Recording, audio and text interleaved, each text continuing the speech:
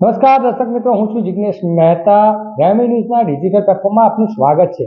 એક નજર મુખ્ય સમાચાર.